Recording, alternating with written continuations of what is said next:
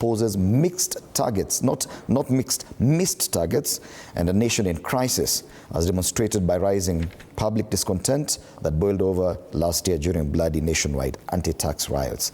And this story has been given a lot of coverage here. Acres and acres, pages, page 2, 3, 4, 5, 6. Let's just take a look at some of the headlines on this one. Page 2 and 3, they talk about Ruto at 1,000. A mixed bag of presidents grumbling among Kenyans grows. Page 4, Ruto's record on human rights growing worse. Page 5, broken covenant, they ask. Can the church forgive and love the president again? Page 6, and this one they quote the ODM Secretary General, and he says, Ruto does not deserve a second term. On the back page of this paper, gone with the wind, Ruto's 1,000 days littered with unkept sports promises. And the question is, Bwana Kirwa, are we being a bit too harsh on the presidents? You've served in cabinet with another president. Is 1,000 days too little or too soon for us to pass judgment on a success or otherwise of our president? Yeah, that's about, thank you, Fred. That's about 3 years. And 3 years is a period through which we should be funneling out some of the promises. And I think the president at the beginning of time did not really capture the essence of the manifesto very well, so as to make doable promises that are within certain limits. He had very ambitious programs, like affordable housing was talking of 200,000 every year, which was very lofty. And of course, he's not been able to achieve that, given the fact that they are talking of almost, I think, 50% of what they promised.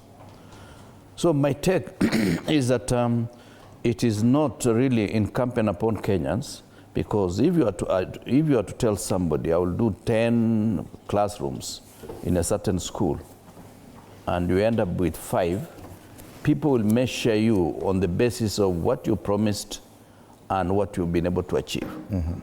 So the president, if he was to be judged very well, will either fail or succeed on the basis of what did he promise at the beginning of time. For example, when they said the shilling has improved, it is the shilling that they found at 120 to $1. And because of certain dynamics, it went up to 159. Then it came back to 129. So in terms of real improvement, the shilling has tried to be as stable as possible, but it has not improved according to the dynamics that the president made. Remember, he also made a promise that he was not going to borrow. But reality has forced him to borrow about 3 trillion more than the money that he found. He has moved from 8.7 to around 11 point something. This is something that we feel we are not being unfair to him, but you are just telling him the truth so that he realizes that a lot of things ought to be adjusted.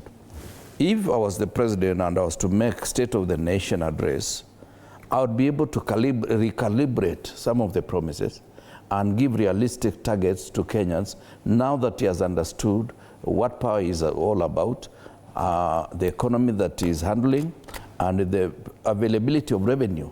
Because what has happened is that the more they bring the taxes, the revenue goes down. And that is something that has really become a problem to this regime. Okay. Bwana Pugisi, we're struggling to find any positive headline. I've read about 6 or 7, none positive about the president's 1,000 days in office.